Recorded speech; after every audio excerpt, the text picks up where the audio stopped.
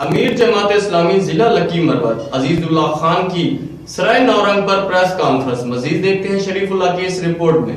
جماعت اسلامی لکی مروت کے امیر حاجی عزیز اللہ خان نے مقبوضہ کشمیر کو پاکستان کا شہر قرار دیتے ہوئے کہا کہ جماعت اسلامی کشمیری بھائیوں کے ساتھ شانہ بشانہ کڑی ہے. کشمیر میں مسلسل 63 روز سے جاری کرفیو اور ظلم کی انتہا ہے. تاہم افسوس کے ساتھ کہنا پڑتا ہے کہ اقوام متحدہ اور انسانی حقوق کے نام نہاد تنظیمیں خاموش تماشائی کا کردار ادا کر رہی ہیں. یہ باتیں انہوں نے سرائے نورنگ میں اپنی رہائش گاہ پر بنیر سے دعوت کے لیے آنے والے وفد کے ہمراہ پریس کانفرنس سے خطاب کرتے ہوئے کی. وفد کی قیادت ضلع بنیر کے انجینئر ناصر علی خان نے کی.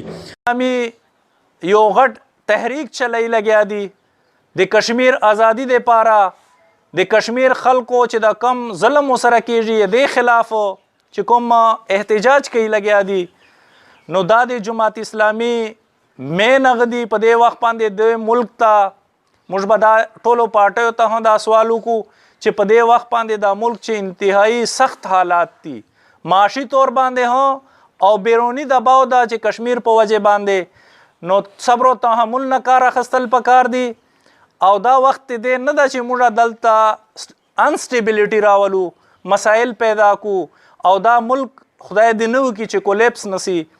زا امید لران چی دا کم بنیرنا خلق ملگری راغلی و دوی چی کم محنتو کو دوی چی کم ستڑی ستومانے اکڑلے شپے تیرے اکڑلے ورزے مش سرا دغا سے وگرزے دل محنت کو چی دائے موج ارکان دی جماعت اسلامی دی لکی ضلع کارکنان او حامیان دغا کار پخپل طریقے باندے جاری و ساری وساتی. ان کا کہنا تھا کہ پرامن احتجاج ہر پارٹی کا بنیادی حق ہے.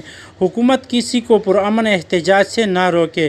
تاہم سیاسی جماعتوں کو یہ بات ذہن میں رکھنی چاہیے کہ معاشی بحران کا شکار ملک مزید درنوں کا متعامل نہیں ہو سکتا. کیمرہ مین رفیع اللہ کے ساتھ شریف اللہ راز نیوز لکی مروت.